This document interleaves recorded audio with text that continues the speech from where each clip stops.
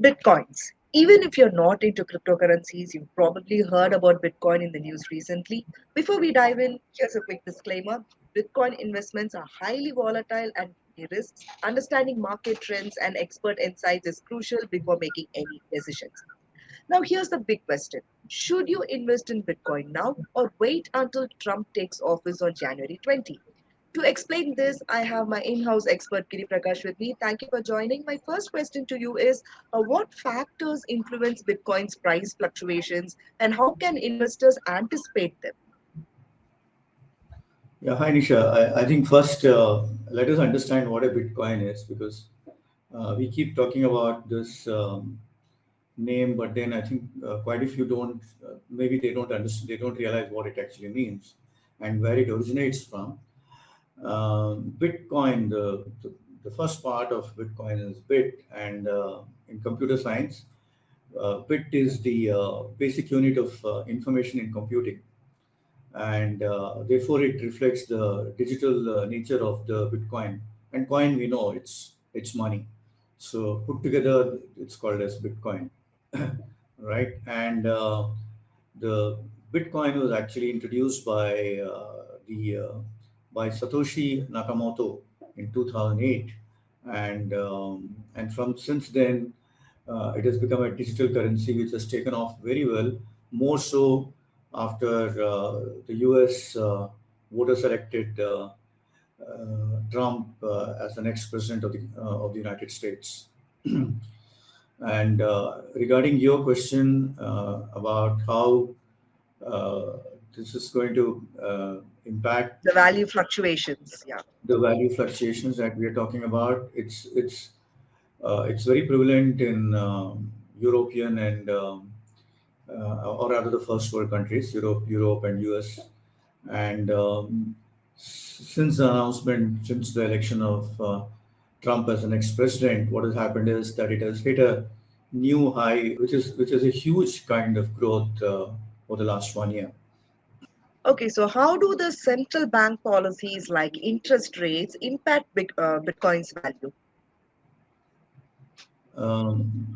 So let's again go back to the fact that Indian government stance on Bitcoin has evolved around over a period of time. A few years ago, actually, the finance minister Nirmala Sitharaman said we will have our own Bitcoin, Indian-owned Bitcoin, but nothing happened after that. And but then in 2018, the Reserve Bank of India they prohibited banks from facilitating cryptocurrency transactions, and which was actually overturned by the Supreme Court in 2020. And then in 2021, the government came up with something called the Cryptocurrency and Regulation of Official Digital Currency Bill in 2021. But nothing has happened after that. And but today, if you buy and sell bitcoins, for example, if you sell Bitcoin and you make some money out of it, the Indian government levies a 30% tax on it, just like if you win a state lottery. So that's something that needs to be noted or pointed out. And they're still not considered legal currencies in India, right? So that is another thing that we need to be aware of. And as of now, interest rates, as whatever happens in India, or inflation doesn't really impact, or even the RBI's rates don't really impact cryptocurrencies movement.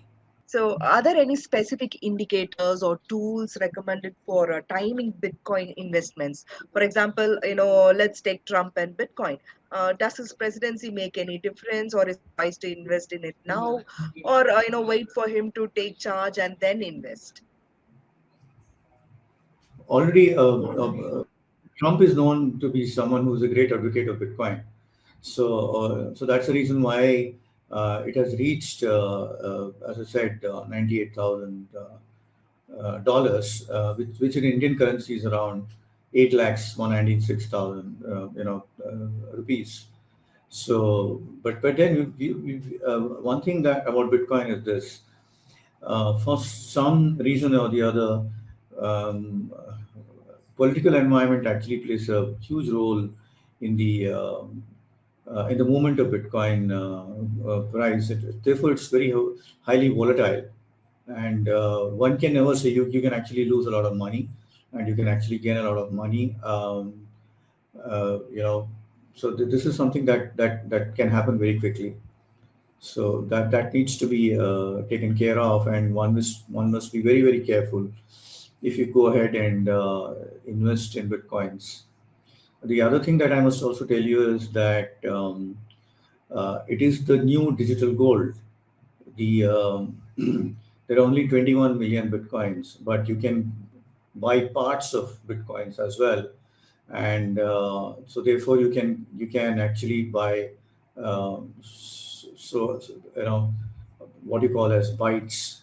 So that is something uh, I'll tell you the maths behind it. For example, the one Bitcoin is around um, 10 crores of satoshis, because it's named after the inventor. And if one Bitcoin costs 98,000, 0.01 BTC, that is 1% of Bitcoin, will cost you $980. So one Satoshi, which is much lesser, will cost you around $0.000988. So you have cryptocurrency exchanges, you have platforms like Binance, Coinbase, WazirX. They allow you to purchase fractions of Bitcoin, and that's the good part about it. You can also buy a Bitcoin worth a specific dollar or a rupee amount, like for example, $10, $1,000. But then you should be aware of the fact that there is a transaction fee, and it should not exceed the amount of money that you're paying to get a Bitcoin.